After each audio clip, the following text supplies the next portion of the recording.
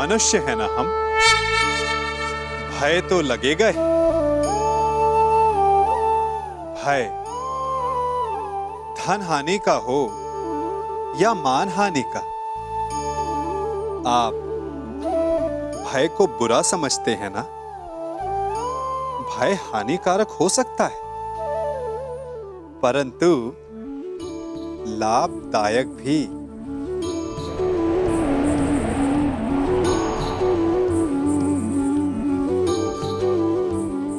सोचिए, किसी अनुचित कार्य के परिणाम का भय क्या आपको वो कार्य करने से रोक नहीं लेता? रोकता है, परंतु अनुचित कार्य हो जाने के पश्चात उसे संसार के समक्ष ना लाने देने का भय हमें एक के पश्चात दूसरी भूल करने पर विवश करता है। प्रयास करके हम अपना सम्मान बचा अवश्य लेते हैं, परंतु भविष्य में इसके परिणाम भयंकर सिद्ध हो सकते हैं। इसीलिए कोई भी कार्य करने से पूर्व उसके परिणाम को जानना जितना आवश्यक होता है, उतना ही आवश्यक होता है कोई भूल हो जाने के पश्चात उसे तुरंत स्वीकार कर लेना।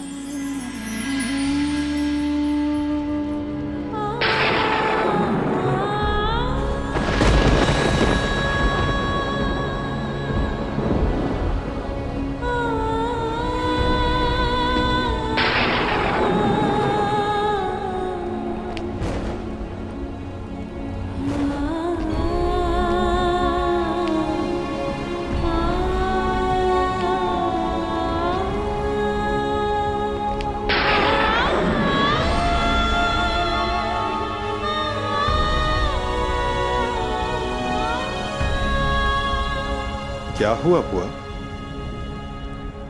आप उदास हैं? उदास नहीं, चिंतित हूं। कृष्ण, क्या मैं अकेली हूं जो ये युद्ध नहीं चाहती? नहीं बुआ, आपके चाहने ना चाहने से कुछ नहीं होगा। जब वन में महाअग्नि लगी हो और एक वृक्ष को छोड़कर शेष जलना चाहे, तो अग्नि कौन रोक सकता है? मैं वृक्ष नहीं हूं माधव, मनुष्य हूं, एक माता हूं। इसलिए मैं नहीं चाहती कि ये युद्ध हो। अपने पुत्र के लिए चिंतित हो बुआ? प्रतीत होता है कि आपके मन पर कोई बोझ है। उतार दीजिए बुआ।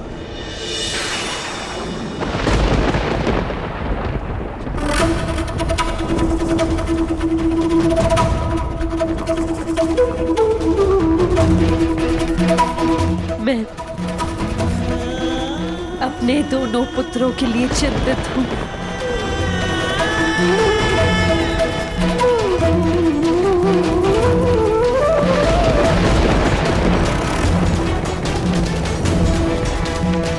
दोनों पुत्र?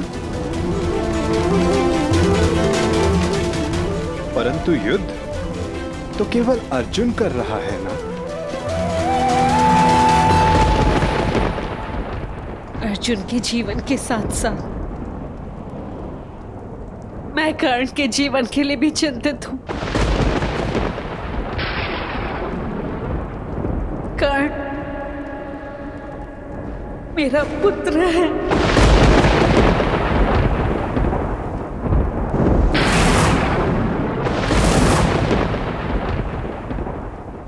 मेरा सबसे बड़ा पुत्र।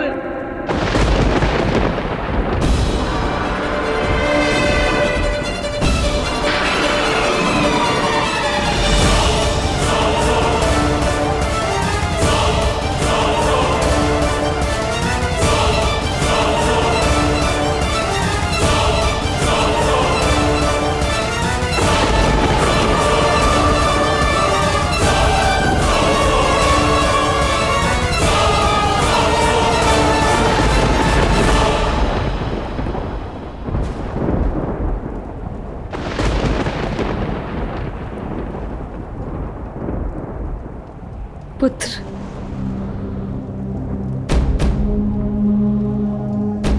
मैं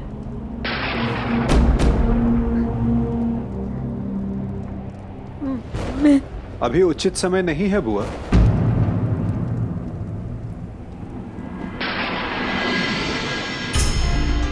किस बात का उचित समय नहीं है वासुदेव? भावुक होने का, अपने मन और कर्म से नियंत्रण खोने का। चूंकि भाव या कर्म या वचन उचित स्थान और उचित समय पर ही शोभा देते हैं। कदाचित इसीलिए प्रकृति ने मस्तिष्क का स्थान हृदय से ऊंचा रखा है, चूंकि समय पड़ने पर मस्तिष्क हृदय के प्रभाव पर नियंत्रण कर सके। कदाचित कल के द्वंद्व के लिए तुम यहां कुंती बुआ का आशीष लेने आए हो ना कर्ण? नहीं, मैं बस प्रणाम करने आया हूं।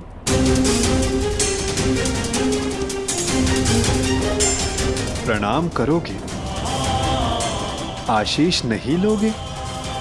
क्यों? क्योंकि विजयी होने का आशीष मांगकर मैं माता कुंती को धर्म संकट में नहीं डाल सकता। उस आशीर्वाद पर केवल उनके पुत्र अर्जुन का अधिकार है। तुम भी तो इन्हें माता कहकर पुकारते हो ना मित्र, तो इस नाते तुम भी इनके पुत्र हुए।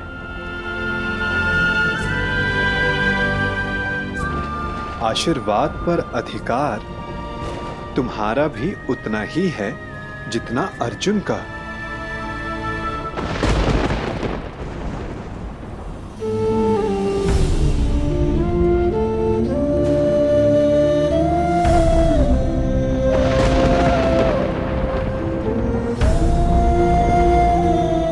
मैं यहां केवल कर्तव्य पालन के लिए आया हूं, अधिकार पाने नहीं।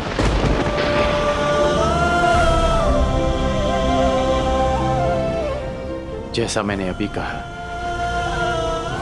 कि विजयी होने के आशीष पर केवल अर्जुन का अधिकार है, मेरा नहीं।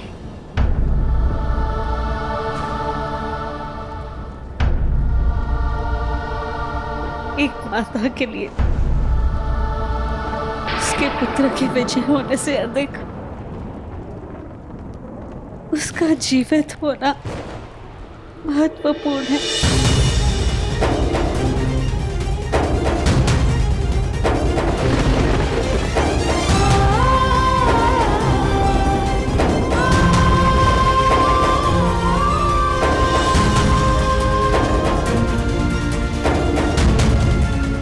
आयुष्मान भव पुत्र।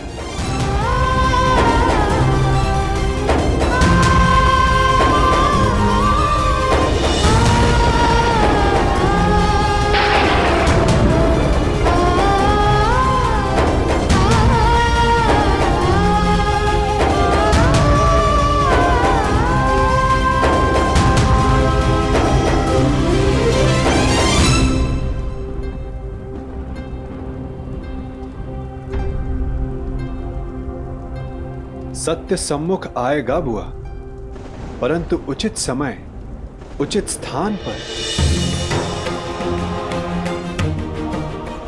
और वो समय कब आएगा? ये समय आपको स्वयं बतलाएगा बुआ। बुआ हूं ना तुम्हारी, और भक्त भी। क्या इस युद्ध को रोक सकते हो? कर्म कर सकता हूं, परंतु फल समय के हाथ में है।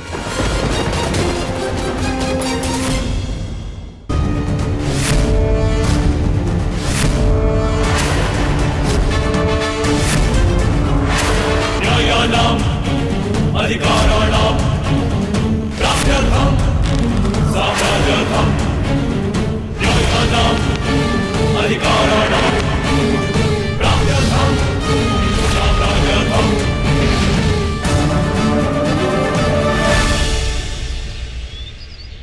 जिस परिवार को सुदृढ़ रखने के लिए मैंने मृत्यु को अपने से दूर रखा, उसका विभाजन मैं किस प्रकार देख सकता हूं? ऐसा कौन सा परिवार है जिसमें विवाद नहीं होता, परंतु विभाजन? क्या यही एक समाधान है? मुझे अपने कानों पर विश्वास नहीं हुआ था विदुर। वासुदेव जैसा विद्वान और बुद्धिमान विभाजन का सुझाव देता है। यदि मेरे वचनों से आपको पीड़ा पहुंची है तो मैं क्षमा प्रार्थी हूं गंगापुत्र, परंतु परिस्थितियां कभी कभी ऐसी हो जाती हैं कि परिवार को बांटना आवश्यक हो जाता है, विशेषकर तब जब परिवार के कुछ सदस्य शेष का विनाश चाहने लगे। मैं कह चुका हूं, मेरे जीवित रहते ऐसा कभी नहीं होगा। मुझे विश्वास है कि मैं अपने पुत्रों को एक रखने में सक्षम हूं। क्षमा चाहूंगा गंगापुत्र, परंतु ऐसा हो चुका है, वो भी आपके जीवित होते हुए। और रही बात आपके विश्वास की, तो वो लाक्षागृह की अग्नि में भस्म हो चुका है। क्या कह रहे हैं आप? दुर्योधन और शकुनी ने पुरोचन से वारणाव्रत में जो भवन बनवाया था, वो भवन लाक्षागृह था। वो पांडवों को भेंट देने के लिए नहीं, अपितु पांडवों को अग्नि की भेंट चढ़ाने के लिए था गंगापुत्र। मुझे विश्वास नहीं। तो आप महात्मा विदुर से पूछिए, यदि वो समय रहते पांडवों को सावधान नहीं करते तो आज आपके पांचों पौत्र जीवित नहीं होते। वासुदेव ठीक कह रहे हैं तातश्री। तुमने मुझे बताया क्यों नहीं विदुर? आपको कष्ट होता तातश्री। पांडवों की रक्षा मैंने कर ली थी, परंतु सत्य जानने के पश्चात कौरवों की रक्षा आपसे कोई नहीं कर पाता। यदि कौरवों और पांडवों को साथ रखा गया तो मुझे खेद है गंगापुत्र, कहीं हस्तिनापुर स्वयं एक लाक्षागृह में परिवर्तित ना हो जाए। स्पष्ट कहिए वासुदेव। तो सुनिए, द्रोण शिष्य और परशुराम शिष्य दोनों पराजय स्वीकार नहीं करेंगे। ना ही दोनों में युद्ध कौशल की कमी है, ना ही अस्त्रों का अभाव। तो निश्चित रूप से युद्ध भयंकर हो, एक को विजय मिलेगी, एक को वीरगति। इस प्रश्न का उत्तर अवश्य मिल जाएगा कि हस्तिनापुर का अगला सम्राट कौन होगा, परंतु पांडवों और कौरवों के मध्य बैर समाप्त नहीं होगा गंगापुत्र। उनके ईर्ष्या और प्रतिशोध की अग्नि समाप्त नहीं होगी। कई लाक्षागृह सजेंगे और निश्चित रूप से हस्तिनापुर के प्रारब्ध में केवल युद्ध रह जाएगा, केवल रक्त रह जाएगा, केवल प्रतिशोध रह जाएगा गंगापुत्र।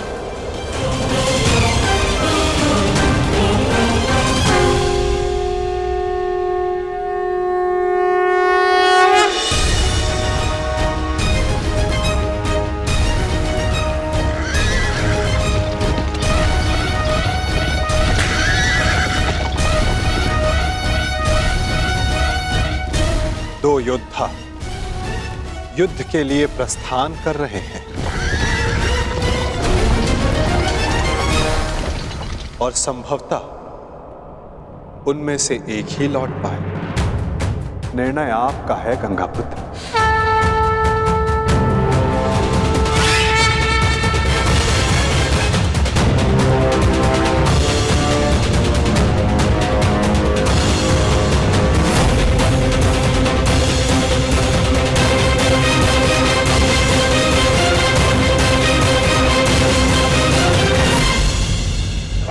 हमारा द्वंद्व आज पूर्ण होगा। आज सूर्यास्त भी तुम्हारी रक्षा नहीं कर पाएगा, वरना इस बार मेरे पास तुम्हें छोड़ देने का कोई बहाना होगा, क्योंकि ना तुम ब्राह्मण वेश में आए हो किसी का स्वयंवर जीत कर लौटे हो। अर्जुन, इस बार मैं अपना धनुष नीचे नहीं करूंगा और मैं तुम्हें प्रहार करने का अवसर नहीं दूंगा।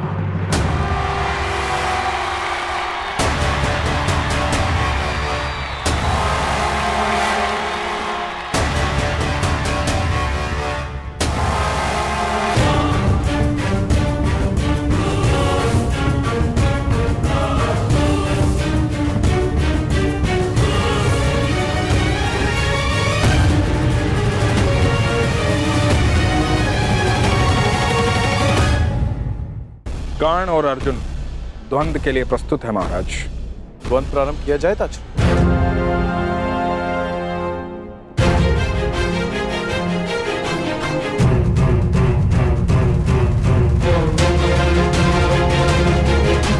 और कोई विकल्प भी तो नहीं। द्वंद्व प्रारंभ हो।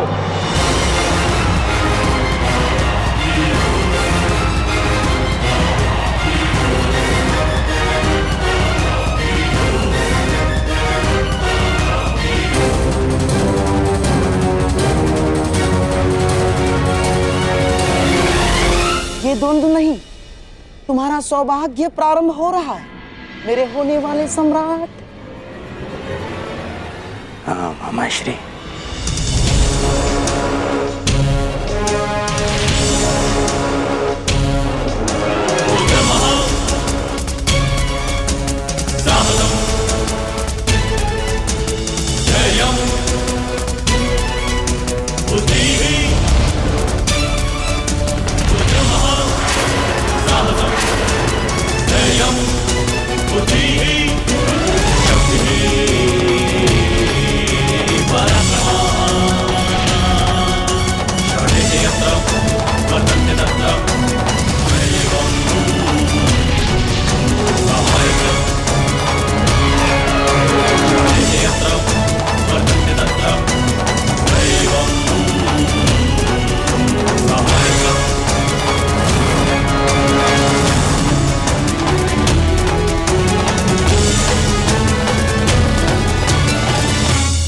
रुको।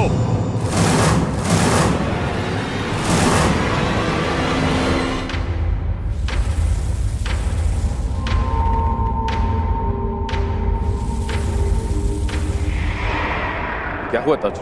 महाराज, हस्तिनापुर की सुरक्षा मेरी प्रतिज्ञा है, मेरा धर्म है, मेरे जीवन का उद्देश्य है। मुझे लगा था कि इस द्वंद्व से हस्तिनापुर का रक्त बहने से बच जाएगा,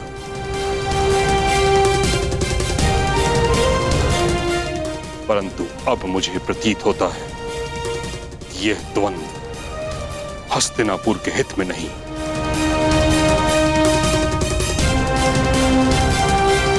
इस कारणवश मैं इस द्वंद्व को समाप्त करने की घोषणा करता हूं।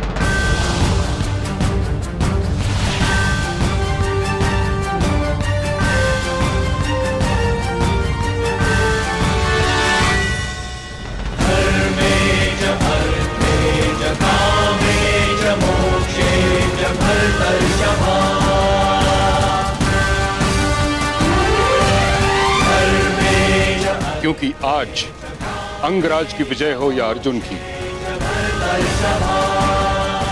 युधिष्ठिर सम्राट पद पर बैठे या दुर्योधन, इन भाइयों के मध्य का बैर और इनकी होड़ समाप्त नहीं होगी। परंतु पितामह, इसके अतिरिक्त और क्या हल है?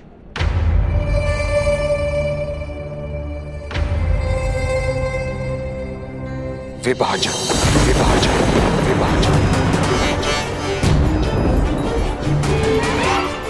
धर्मस्य